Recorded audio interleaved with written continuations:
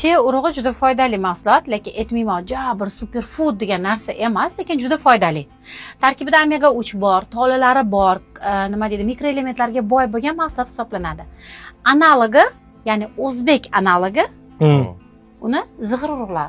Zig'ir yog'i, zig'ir urug'i bor-ku, xuddi shunaqa tarkibida omega 3 bor, tolalari bor, foydali mahsulot hisoblanadi. Ya'ni che urug'i suyuqlikka qo'shilganda u jile holatga keladi, qotadi, bunaqa ishadi-da, jile bo'ladi. Yopishqoq bo'ladimi? Yo'q. Jile holati, qanday bo'lsa, kiselga o'xshagan bo'lib qoladi. Shilim shu. Ha, shunaqa bo'ladi. Ana o'sha narsani siz har kuni 1-2 qoshiqdan iste'mol qilsangiz, sizni oshqozoningizda u yana ham shishadimi, ichaklarida shishadimi, to'qlik hissini beradi va kun davomida sizga to'qlik hissi bilan yurishga yordam beradi. Ovqatni o'rniga? Ovqat ham yeysiz, baribir.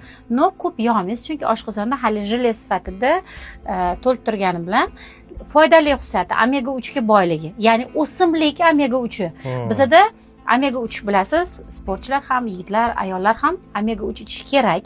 Chunki bizning ratsionimizda omega 6, omega 9 bor, 3 yo'q. 3 umuman yo'q. Biz baliq iste'mol qilmaymiz. Kamdan kam dengiz balig'ini iste'mol qilamiz. Chunki dengizimiz yo'q. Dengizimiz yo'q yoki dengizdan keladigan baliqlar juda qimmat. Shuning uchun biz u baliqlarni iste'mol qilmaganimiz uchun bizga omega 3 yetishmaydi.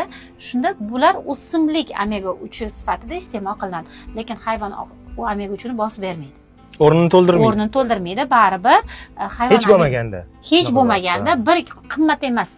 O'zimizda zig'ir urug'i 1 kilosi 30 ming. Har kuni bir qoshiqdan ratsionga qo'shib borsangiz, suyuqlik bilan ichib borsangiz, o'sha omega 3 bir 60-70% ni to'ldirib beradi.